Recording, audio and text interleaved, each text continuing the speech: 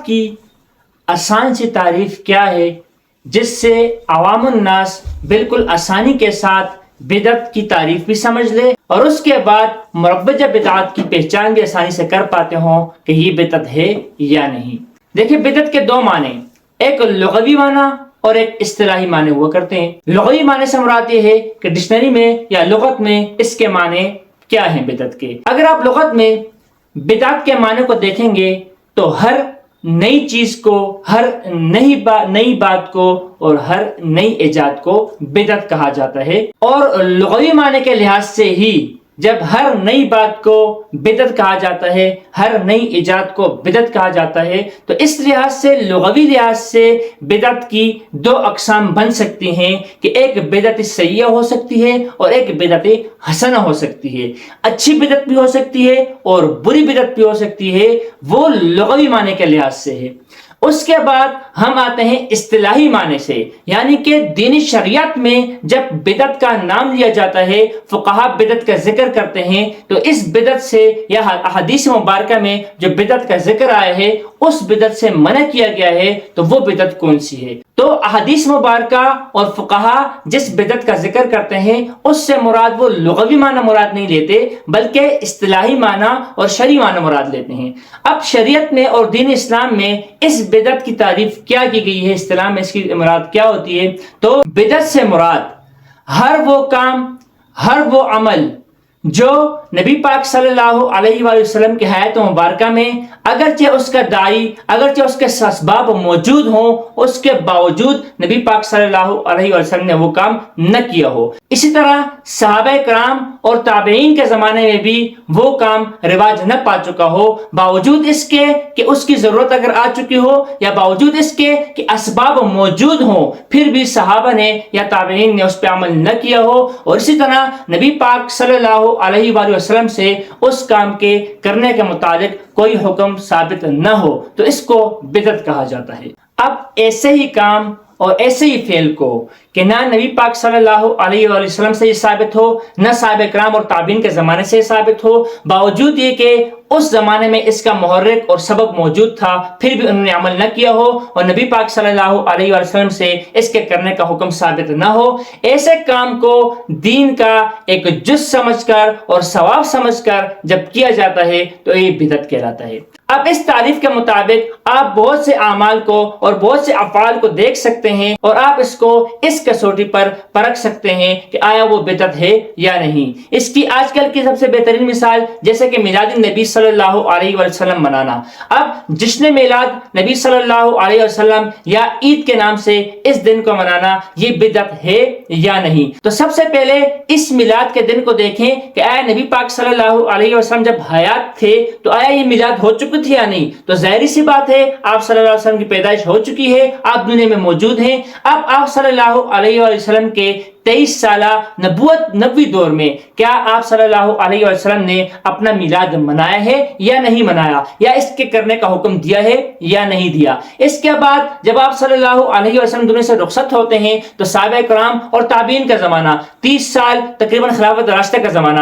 اور اسی طرح جو ہے تقریباً 110 ہجری تک صحابہ کرام کا زمانہ، 220 یا 210 ہجری تک تابعین کا زمانہ، اس زمانے میں کیا یہ محرک تھا کہ آپ صلی اللہ علیہ وسلم جو تھے وہ پیدا تو ہو چکے تھے، تو کیا انہوں نے میلاد منایا ہے یا نہیں؟ اگر نہیں منایا تو یہ بدعت ہے۔ اگر صحابہ تابعین کے زمانے میں میلاد النبی نہیں منایا گیا اور اب اس کو دین کا حصہ سمجھ کر اور ضروری سمجھ کر منایا جاتا ہے تو واضح بات یہی ہے کہ یہ بدعت ہے۔ اسی طرح مثال کے طور پر جو قبروں پہ چادریں چڑھائی جاتی ہیں، آیا یہ عبادت ہے یا نہیں؟ تو سب سے پہلے دیکھیں آپ صلی اللہ علیہ وسلم، صحابہ کرام اور تابعین کے زمانے میں کیا قبریں تھیں یا نہیں؟ تو ظاہری سی بات ہے کہ بہت سے صحابہ کرام شہادت بھی ہو چکی تھی، انتقال بھی ہو چکا تھا، ان کی قبریں موجود تھی۔ قبریں موجود ہونے کے بعد آیا اس زمانے میں کوئی شال اور اسی طرح جو ہے نا پھول وغیرہ موجود تھے یا نہیں؟ تو ظاہری سی بات ہے یہ چیزیں بھی اس زمانے میں موجود تھی، تو کیا کسی صحابی سے یا نبی پاک صلی اللہ علیہ وسلم سے یا تابعی سے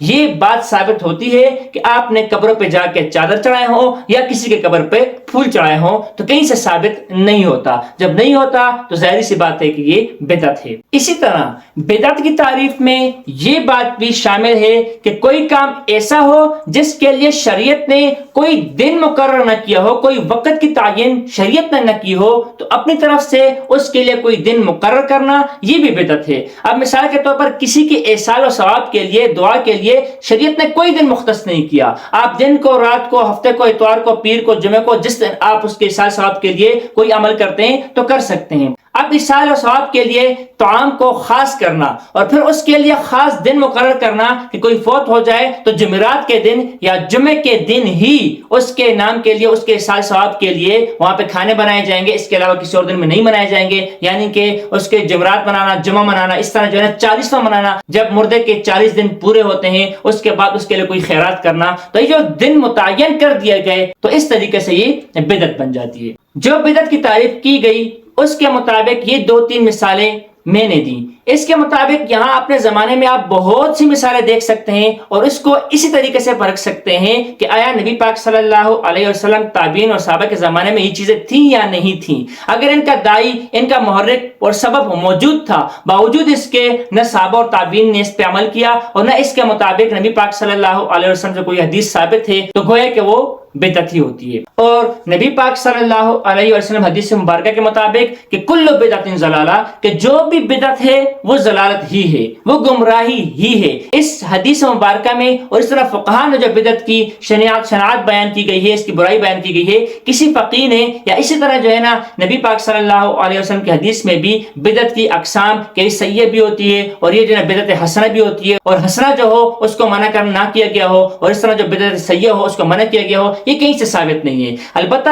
جو سیئہ اور حسنہ کی تعریف فقہاء نے بھی الگ الگ کی گئی ہے کہ بدعت کی 2 اقسام ہیں، ان اقسام سے مراد لغوی ہوتی ہے، اور جب اصطلاحی معنی میں ہم آتے ہیں، شریعت میں آتے ہیں، تو ہر ایک بدعت ضلالت ہی ہوتی ہے اور کسی بھی قسم کی بدعت کی شریعت میں کوئی بھی اجازت نہیں ہے۔ یہ بدعت کی آسان سی تعریف اور اس کے بعد بدعت کے اوپر منضبط آسان سی مثالیں پیش کرنے سے ہماری مراد یہ ہے کہ عوام الناس جو عالم نہیں، جو فقیہ نہیں، وہ بھی کم سے کم جو اتنی بدعات ہمارے ہاں پہ مروج ہو چکی ہیں، رائج ہو چکی ہیں، آسانی سے ان بدعات کی پہچان کر سکتے ہیں۔ اور نبی پاک صلی اللہ علیہ وآلہ وسلم نے جب اتنی سختی سے بدعت کو ضلالت کہا اور فرمایا کہ بدعت کی اجازت نہیں ہے اور جو بھی ہمارے دین میں کسی طرح بھی اضافہ کریں گے وہ رد ہے، اور اس حدیث مبارکہ کے اوپر عمل کرتے ہوئے ایک عام مسلمان کو بھی چاہیے کہ وہ اس قسم کی بدعات سے اپنے آپ کو بچائے، اور کم سے کم جو بھی بدعت یا جو بھی نئی چیز اس کے سامنے آتی ہے تو سب سے پہلے اس کو اس حدیث کے مطابق پرکھے، یا خود بھی پرکھ سکتا ہے آسان سی مثالیں،